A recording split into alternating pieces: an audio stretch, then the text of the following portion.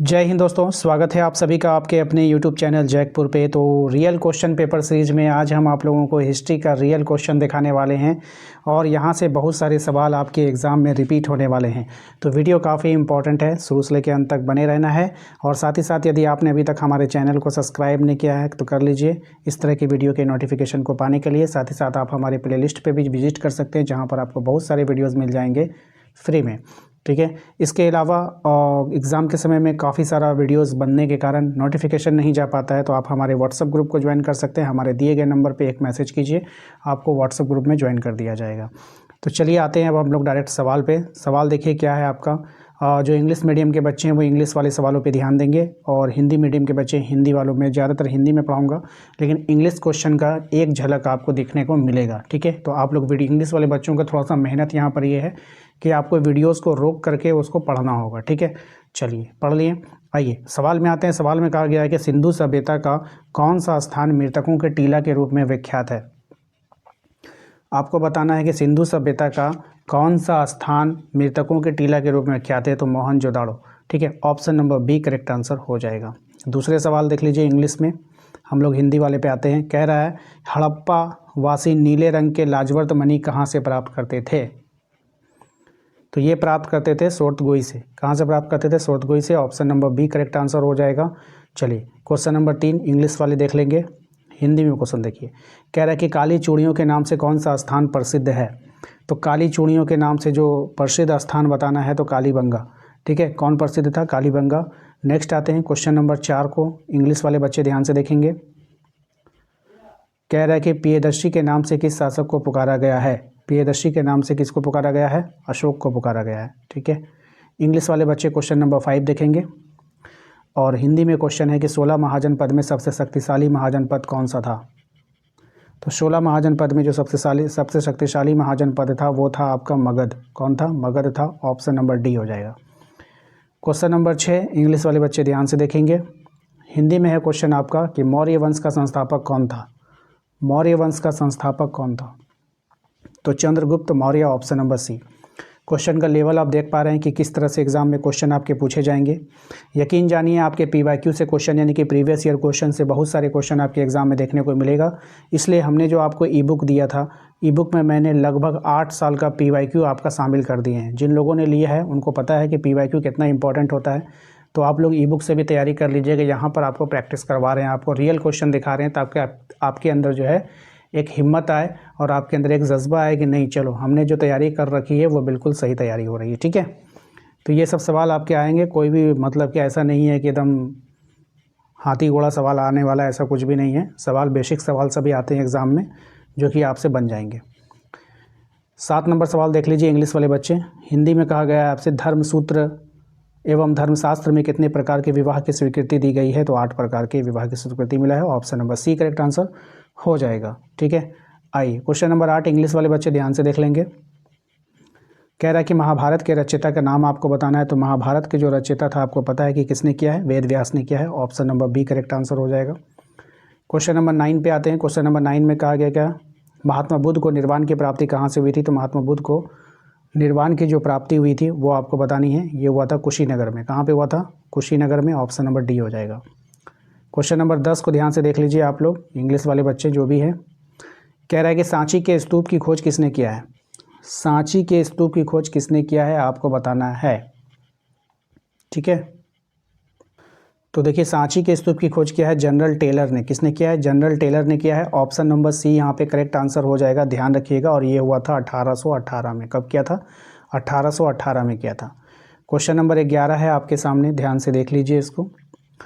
हिंदी में अगर क्वेश्चन की बात करें, कह रहा है महावीर स्वामी का जन्म कहाँ पर हुआ था। तो महावीर स्वामी का जो जन्म हुआ था वो कहाँ हुआ था आपको बताना है। तो कुंडग्राम में। कहाँ पे हुआ था? कुंडग्राम में। ऑप्शन नंबर सी हो जाएगा। क्वेश्चन नंबर 12 ध्यान से देखिए। क्वेश्चन नंबर 12 में आपसे कहा गया है कि बताइए अल बेरूनी का जन्म कहाँ पे हुआ था। तो ख्वारिज़्म में। कहाँ पे हुआ था? ख्वारिज़्म में हुआ था। क्वेश्चन नंबर 13 आपके सामने है। क्वेश्चन नंबर 13 को ध्यान से देखिएगा। क्वेश्चन नंबर 13 में आपसे बोला गया है कि निम्न में से एक विदेशी यात्री चिकित्सक कौन था। तो कौन था भाई? तो बर्नियार। कौन था? बर्नियार था। ठीक है। ध्यान दीजिएगा। क्वेश्चन नंबर 14 ध्यान से देख लीजिए। इसमें कहा गया कि रामानंद का शिष्य कौन था। तो कबीर। और आपने याद कैसे किया था, कबीर का गुरु कौन था, तो रामानंद। ऐसे ऐसे अपना उल्टा अपोजिट आपने याद किया था, है ना। आप लोगों ने कैसे याद किया था, अपोजिट याद किया था। और यहाँ पे क्या हो गया, थोड़ा सा उल्टा पड़ गया, ठीक है। तो इसको ध्यान में रखिएगा। ये कितना था क्वेश्चन नंबर, ये 14 था, है ना।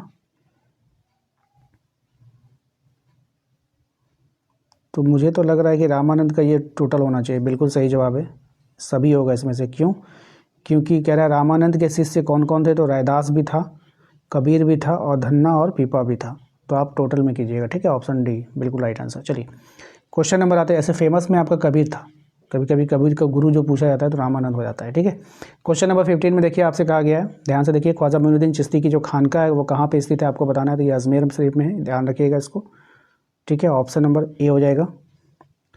क्वेश्चन नंबर 16 ध्यान से देख लीजिए आप लोग, इंग्लिश वाले बच्चे जो भी हैं। हरिहर एवं बुक्का किस वंश के संस्थापक थे, आपको बताना है। तो हरिहर एवं बुक्का जो थे वो कौन से वंश के संस्थापक थे, तो संगम वंश। कौन से, संगम वंश के। नेक्स्ट क्वेश्चन नंबर 17 ध्यान से देखिए। क्वेश्चन नंबर 17 में आपसे बोला गया है कि अमुक्त मल्यंत नामक जो ग्रंथ था वो लेखक कौन था उसका, तो इसका लेखक था कृष्णदेव राय, ठीक है। ऑप्शन नंबर सी हो जाएगा।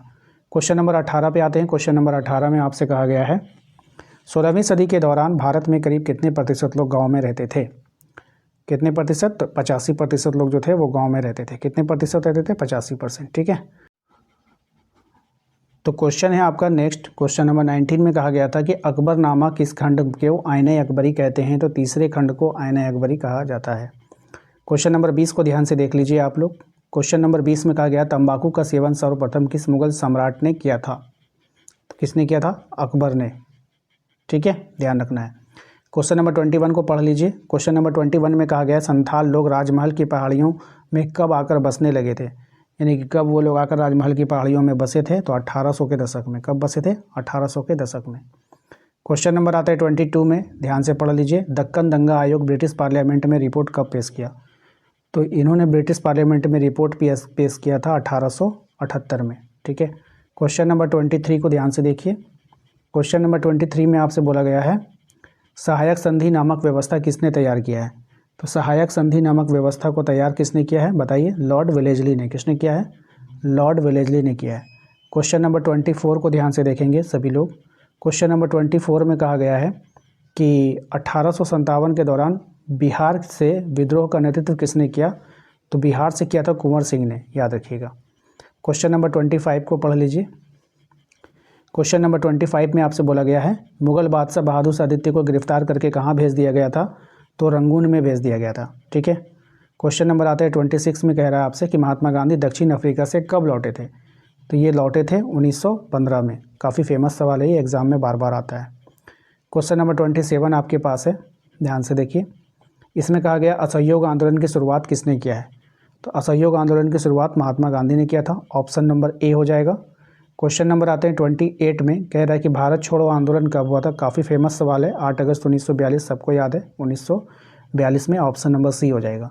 क्वेश्चन नंबर 29 आपके सामने है। क्वेश्चन नंबर 29 में आपसे बोला गया है भारत के संविधान कब लागू हुआ, तो 26 जनवरी 1950 को, ठीक है, सबको पता है ये बात। क्वेश्चन नंबर 30 में आते हैं। इसमें कहा गया है आपसे कि भारत के संविधान के प्रारूप समिति के अध्यक्ष कौन थे, तो डॉक्टर भीमराव अंबेडकर साहब, ठीक है। ऑप्शन नंबर ए हो जाएगा।